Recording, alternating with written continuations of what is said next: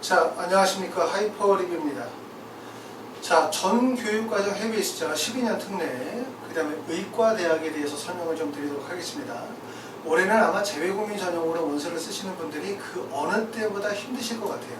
왜냐하면 코로나19 때문에 그렇죠. 그러다 보니까 고등학교에서 학생과 관련이 되어진 성적이나 졸업증명서 또는 부모님, 학생들과 관련이 되어진 서류들을 준비하는 것도 상당히 좀 어려우시고, 또 거기에 따라서 자기소개서를 쓰거나 아니면 대학에 원서 접수하는 과정들, 이런 부분들이 매우 복잡하고 혼란스러운 시기를 겪고 있기 때문에 재외국민 전형의 학생들이 참 지금 어려운 상황에 놓여져 있는 것 같아요. 자, 우리가 이런 부분들을 힘드시지만 좀 잘 준비하셔가지고 효과적으로 또 원하는 대학에 합격할 수 있도록 제가 이 부분에 대해서 좀 더 자세히 한번 설명을 드려보도록 하겠습니다. 자, 먼저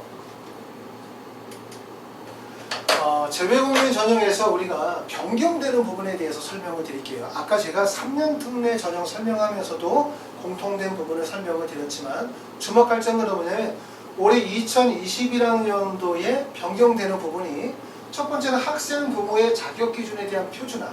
이거는 12년 특례는 해당 사항이 없습니다. 어차피 12년 특례는 부모 자격을 요구하지 않고 학생이 해외에서 전 교육 과정을 이수한 경우에만 해당이 되기 때문에, 두 번째는 어학 자격 기준을 폐지를 해요. 특히 성균관대학교가, 이거는 12년 특례인 경우에는 아시는 것처럼 어학 자격 기준을 의예과에서 요구하는데, 성균관대학교가 올해 코로나19로 인해서 토픽 성적이라든가 공인어학 성적의 준비가 어려운 이런 현실들을 반영해서 올해부터 어학 기준을 폐기하기로 했고, 원래 계획은 성균관대 고려대는 2022학년도부터 폐기하기로 했어요.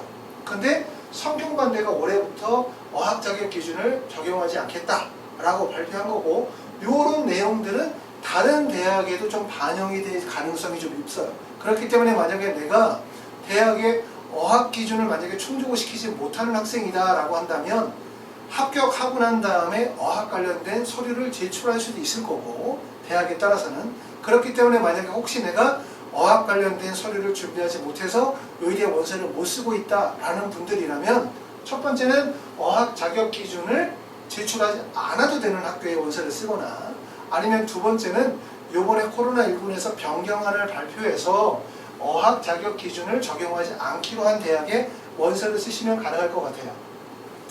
세 번째는 동국대학교가 SAT를 미반영하기로 했어요. 그렇죠? 그렇기 때문에 SAT가 현실적으로 시험이 취소가 되어지고 볼 수가 없기 때문에 SAT 점수를 반영하지 않기로 했고, 요거는 설령 SAT 점수를 지금 가지고 있는 학생들도 반영하지 않아요.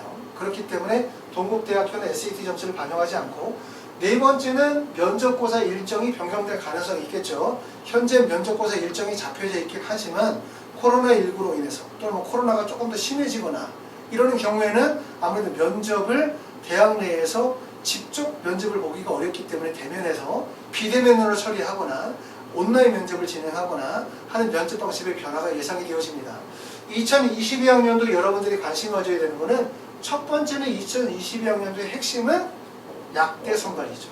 우리가 종전에는 재외국민 전형이 사실은 지금 3년 특례 같은 경우는 정원의 2%로 제한이 되어져 있는데, 그동안 이제 재외국민 전형이 가지고 있는 여러 가지 문제점들, 사교육을 조정하는 요소들, 또는 이제 재외국민 자격 조건을 갖추기 위해서 일부러 해외에 나가서 자격을 갖추고 들어서 국내 대학을 좀 쉽게 가려고 하는 이런 의도성 있는 재외국민 자격 조건, 이런 부분들이 많아서 우리가 재외국민을 정원의 2%로 제한을 두고 있긴 하지만, 현실적으로 재외국민 전형이 어떻게 보면 좀 더 불리한 부분들이 많아요. 왜냐하면 국내는 대학 정원이 줄지 않고 학생 수가 줄면서 해마다 경쟁률이 줄어들고 있기 때문에 국내 학생들이 대학을 가는 게 조금 더 쉬워졌다면, 재외국민 전형들은 사실은 좀 더 어려워졌다고 보기 때문에, 제 개인적인 생각으로는 재외국민, 특히 3년 특례의 3년 특례를 정원의 2%가 아니라 정원의 5% 정도까지는 늘렸으면 좋겠다. 만약에 3년 특례를 정원의 2%로 5%로 늘리면 결국 12년 특례의 선발 인원도 커지는 거죠. 그쵸? 자, 두 번째는 어학 자격 기준을 성균관대 고려대가 폐지하기로 했다 라는 부분을 말씀을 드렸고요. 모든 대학이 폐지한 것은 아니지만 성균관대 고려대가 폐지하기로 결정을 했기 때문에 다른 대학들도 비슷한 경향을 보일 거라고 보여지고요.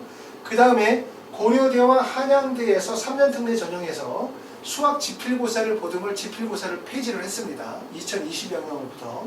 그 다음에 네 번째는 3년 특례 충남대 충북대에서 의예과를 2022학년부터 선발하지 않아요. 2020까지만 선발하고. 그 다음에 다섯 번째는 고려대가 내년부터 자기소개서 작성을 하지 않는다. 이런 얘기입니다. 자, 그래서 2022학년도 변화에서 주목할 점은 첫 번째는 약학대학 선발한다. 두 번째는 뭘 봐야 된다? 성균관대와 고려대에서 어학 자격 기준을 폐지한다. 그 다음에 고려대학교 자기소개서를 제출하지 않는다. 자소서를 제출하지 않으면 뭐가 커진다? 면접의 반영 비율이 커진다는 점을 알아두실 필요가 있어요. 자, 우리가 특히 관심 있는 거는 사실은 2022학년도에 대한 관심도 크지만 당장 2021학년도 올해 입시에 대한 관심이 되게 크죠. 올해 입시에서의 가장 큰 특징은 결국은 첫 번째는 면접이에요. 면접고사 일정 변경 가능성, 이게 중요한 게 아니라 면접의 유형이 바뀌고 있다는 거죠. 면접의 유형이 바뀐다는 것은 뭐 때문에? 코로나19 때문에. 코로나19 때문에 직접 대면 면접보다는 비대면 면접 또는 온라인 화상 면접을 진행하게 되어진다는 거예요. 일부 대학에서 발표한 거에 따르면 대학에서 별도 온라인 면접실을 따로 만들고 그리고 학생이 거기서 교수의 질문에 답하는 형식으로 하면서 화상으로 진행을 한다는 거죠. 그렇죠? 그러면 이제 학생들이 이런 새로운 면접의 유형에 익숙해지고 그 면접 시에 본인이 가지고 있는 역량을 최대한 발휘를 해야 되는데 이건 또 다른 부담이 될 수밖에 없기 때문에 이런 면접의 유형이 올해 의대 입시의 하나의 커다란 변수다. 이렇게 말씀을 드릴 수가 있고 두 번째는 결국 SAT 성적을 미반영한다는 거예요. 동국대에서 SAT를 미반영한다는 건 동국대만의 문제가 아니라 12년 특례인 경우 특히 서류 플러스 면접 전형으로 의대를 선발하는 대학에서 서류라고 하면 가장 핵심이 학생의 학업적인 능력을 나타내는 표준화되어진 학력지표, 다시 말해 IB 성적이나 또는 SAT2나 SAT나 또는 AP나 공인어학 성적 등인데 사실 그러한 지표들이 시험을 미실시함에 따라서 제출할 수 없거나 또는 제출에도 반영을 하지 않는 상태가 벌어졌기 때문에 결과적으로 표준화 학력 지표에 대한 공백이 발생이 되어진 거예요. 그렇기 때문에 좀 전에 말씀드렸던 것처럼 12년 특례 의예과에서 가장 커다란 변수는 첫 번째는 표준화되어진 학력지표의 미반영, 두 번째는 결국은 면접의 유형의 변화, 이 부분이 결국은 입시의 커다란 변화가 될 가능성이 매우 높다. 이렇게 말씀을 드릴 수가 있습니다. 자, 12년 특례 재외국민 특별전형에서 의예과 모집대학에 대해서 볼게요. 이거는 중고교과정 해외 선발자, 중고교과정 해외 이수자인 경우에 3년 특례에서 의예과를 뽑는 대학이고 이거는 12년 특례에서 의예과를 뽑는 대학들을 정리해 놨는데 3년 특례에서 의예과를 뽑는 대학이 20개 대학이에요. 그렇죠? 그런데 아까 말씀드렸던 것처럼 12년 특례에서 의예과를 선발하는 학교가 인하대, 순천향대, 충남대, 충북대가 빠지니까 총 16개 대학인데 이 중에서 내년에는 충남대, 충북대가 3년 특례에서 의예과를 선발하지 않는다고 말씀드렸죠. 그러니까 3년 특례는 18개 대학, 12년 특례는 현재 16개 대학에서 의예과를 선발하고 있습니다. 자, 전형 유형으로 보게 되어지면 12년 특례 의예과의 전형은 첫 번째 서류 면접 전형의 학교들이 제일 많죠. 서류 면접을 보게 되는 연세대, 고려대, 그 다음에 서울대, 카톨릭대, 성균관대, 건영대, 가천대, 연세대, 미래나 중앙대, 인제대, 카톨릭, 관동대가 서류 면접 전형을 보고 있고 그 다음에 지필고사, 수학 지필고사를 보는 학교가 딱 하나가 있어요. 아주대학교. 아주대학교는 수학과 영어의 지필고사를 보고 있고 그 다음에 SAT를 반영하던 동국대 경주가 SAT를 올해 반영하지 않으니까 필답고사, 생명과학이나 화학과 관련이 되어진 필답고사 플러스 면접이니까 대구 카톨릭대학교하고 전형 방식이 동일한 거죠. 그 다음에 마지막으로 공인어학 성적의 반영 비율이 높은 을지대학교. 그러니까 여러분이 원서를 쓰시게 되어질 때 첫 번째 서류의 우수성이 인정이 되어진다면 서류 플러스 면접 전형에 해당되는 이 대부분의 학교들의 원서를 쓰시는 거고 그 다음에 두 번째는 수학이나 영어와 같은 지필고사에 우수성이 있으면 아주대학교. 그렇지 않고 내가 생명과학이나 화학과 같은 필답고사에 내가 역량이 있다라고 한다면 동국대 경주나 대구 가톨릭대학교에 원서를 쓰시게 될 것 같아요. 그런데 아마 전교육과정 해외 이수자, 해외에서 모든 과정을 이수하고 오시는 분들이 지금 보시는 것처럼 아주대처럼 수학이나 영어와 같은 필답고사나 아니면 동국대 경주나 대구 가톨릭대와 같은 생명과학이나 화학과 같은 필답고사를 준비하기는 여건적으로 되게 어렵기 때문에 대부분의 학생들이 서류 면접 전형으로 몰릴 가능성이 높죠. 그러면 여기에 경쟁률이 과도하게 몰릴 가능성이 매우 높다는 점을 꼭 아셔야 되고, 그렇기 때문에 내가 만약에 생명과학이나 화학과 관련이 되어진 면접이나 필답고사의 대비가 가능하시다면 서류 면접 전형과 그 다음에 필답고사 면접 전형, 동국대 경주를 병행해서 원서를 쓰시는 전략으로 가시는 게 좋고, 또 만약에 내가 공인화학 성적이 우수성이 인정이 되어진다면 을지대 같은 데 원서를 쓰는 것도 좋은 방법이라고 생각이 되어집니다. 자, 면접고사는 대학들마다 면접을 반영하는 비율과 면접을 진행하는 방법의 차이가 있어요. 근데 아까 3년 특례 전형에서 제가 똑같은 말씀을 드렸지만 핵심은 뭐냐면 12년 특례의 면접은 면접이 10%든 면접이 100%든 똑같이 면접이 중요한 거예요. 왜 중요하냐면 재외국민 전형 12년 특례 해외 이수자, 그러니까 전교육과정을 해외 이수한 학생들이 국내 대학을 오게 되어질 때 제출하는 서류는 여러 나라에서 원서를 쓰다 보니까 서류의 복잡성과 다양성으로 인해서 1단계에서 서류만으로 합격, 불합격을 결정하기가 어려워요. 그러다 보니까 대학들이 1단계 배수가 매우 높다는 거예요. 배수가 막 8배수, 10배수의 배수를 두고 진행을 하다 보니까 내가 원서 지원을 너무 높게 상향한 거야. 현실적으로 합격 가능성이 없는데 의대를 쓴 게 아니고 어느 정도 타당하게 원서를 썼다면 1단계 합격할 가능성이 매우 높아요. 그렇죠? 그리고 1단계 배수가 커요. 그렇기 때문에 1단계를 통과하면 결국 2단계 면접에서 합불이 결정되는 거예요. 국내 대학도 마찬가지거든요.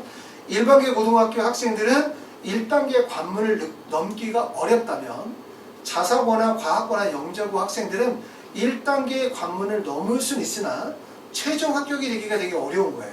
그 이유는 바로 뭐냐면 학생들이 제출하는 서류의 다양성과 복잡성이 있다면 1단계 서류평가에서 합불을 결정하기 어려워요. 그렇기 때문에 이런 전형들은 2단계의 면접의 중요성이 커질 수밖에 없다는 거예요.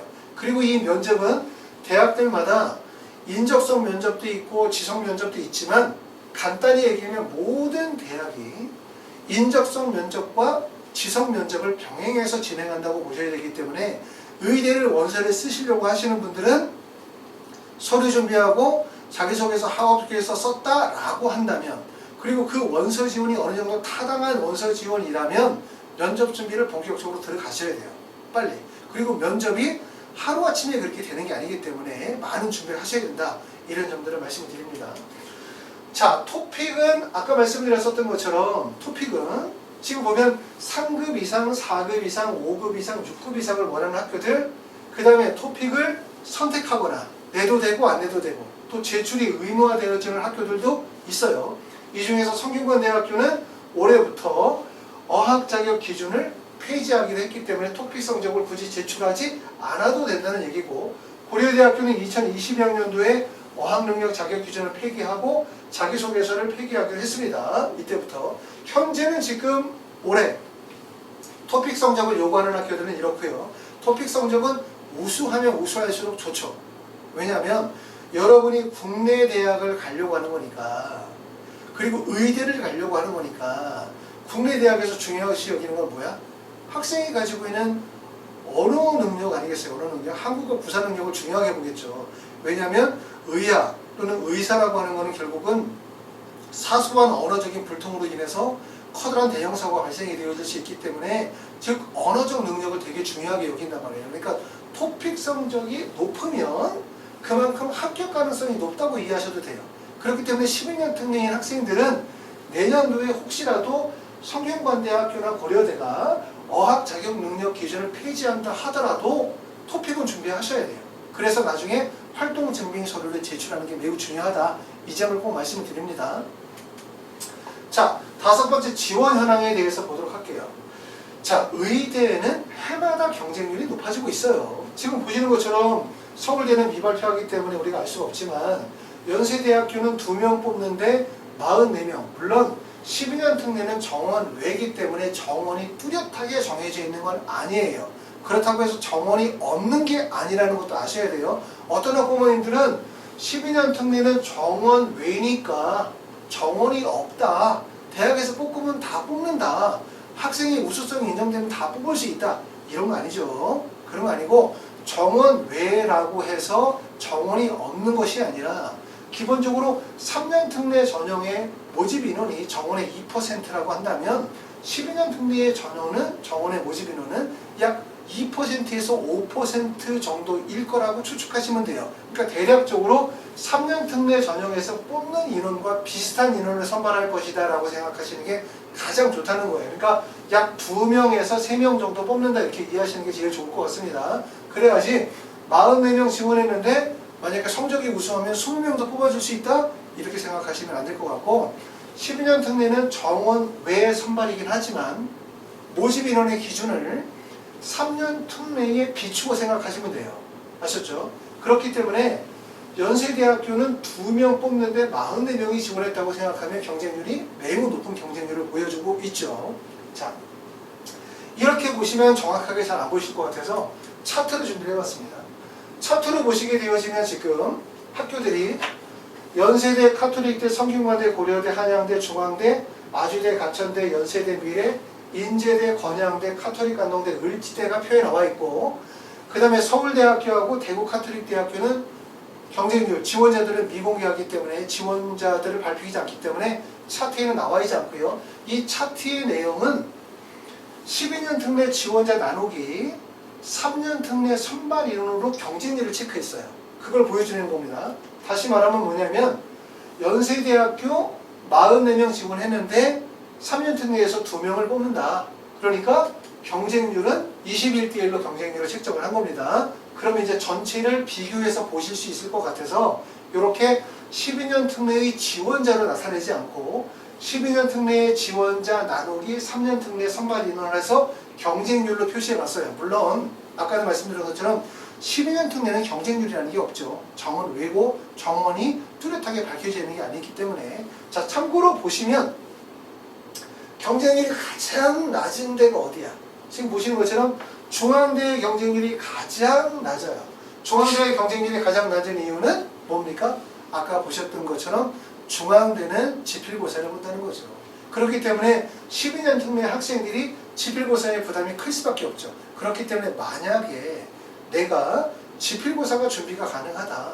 수학이나 영어와 같은 지필고사로 내가 준비를 해볼 수 있다고 한다면 아주대학교에 원서를 쓰는 것도 정말 나쁘지 않아요. 왜냐하면 아주대의 경쟁률이 높아질 가능성이 별로 없지 않아요.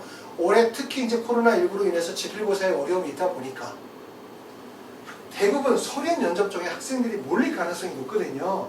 대표적으로 학생들이 많이 몰리는 데가 다 어디냐면 고려대, 한양대, 그 다음에 가천대, 연세대, 미래, 인제대 이쪽이 많이 몰리는 구간이에요. 지금 보시는 것처럼 학생들이 비교적 많이 몰리는 구간이 가천대학교, 그 다음에 고려대학교, 그 다음에 성균관대학교, 한양대학교 이런 학교들이 몰리고 있죠. 이런 학교들이 학생들의 선호도가 집중되고 그리고 아주 상위권 학교는 아니기 때문에 한번 해보면 도전해보자는 느낌이 드는 그런 학교들이기 때문에 원서를 쓰는 거고 여기 보시는 것처럼 아주대 같은 데 잘못 체크했네요.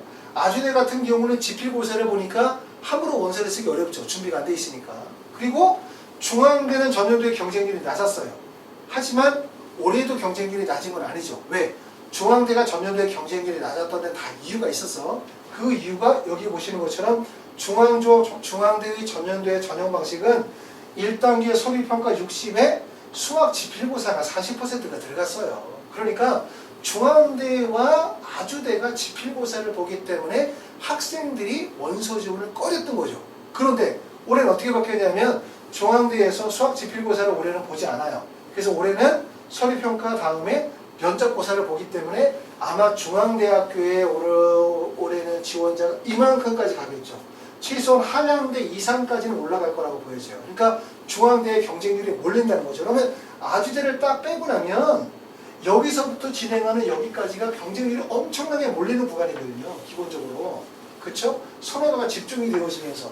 그러면서 이제 빠지는 구간이 어디가 되냐면 건양대, 카톨릭 관동대, 을지대 같은 데가 비교적 선호도가 낮으면서 기회가 생길 수 있기 때문에 여러분이 원서를 쓰면 다 이렇게 서류 면접을 하면 원서를 쓰지 마시고 서류 면접 전형과 지필고사 전형, 서류 면접 전형과 을지대처럼 공인어학 성적을 반영하는 것 또는 서류 면접 전형을 진행을 하면서 생명과학이나 화학과 같은 지필고사가 들어가는 전형들을 병행하면서 원서를 쓰는 게 좋겠다라고 생각이 되어집니다.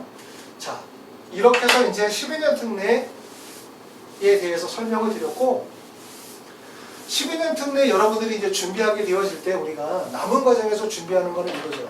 12년 특례로 내가 의대로 원서를 쓰려고 해. 그러면 여러분이 첫 번째 설명해야 되는 게 대학 결정해야 되는 부분이 남았어요. 대학 결정. 자, 의대는 난 갈 거야. 그러면 이제 의대는 가기로 했으니까 대학 결정하면 되겠죠. 그러면 학생이 가지고 있는 여러 가지 학력 지표를 바탕으로 해서 지원 가능한 대학을 결정하는 게 되게 중요하겠죠. 대학 결정하는 거. 그 과정이고 두 번째로 남은 부분이 여러분이 뭘 준비해야 되냐면 서류를 준비해야 될 거란 말이에요. 서류를 준비하게 될 때 자기소개서를 작성하는 거죠. 자소서 작성하는 부분들은 매우 중요하다고 말씀을 드렸어요. 특히 외국에서 전교육 과정을 이수하고 자소서를 쓰려고 하면 한국어 구사 능력이 부족한 것뿐만 아니라 국내 입시를 잘 몰라.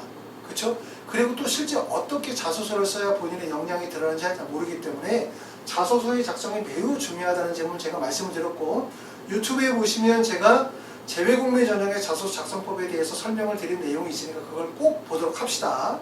그리고 중요한 부분이 올해는 뭐냐면 기타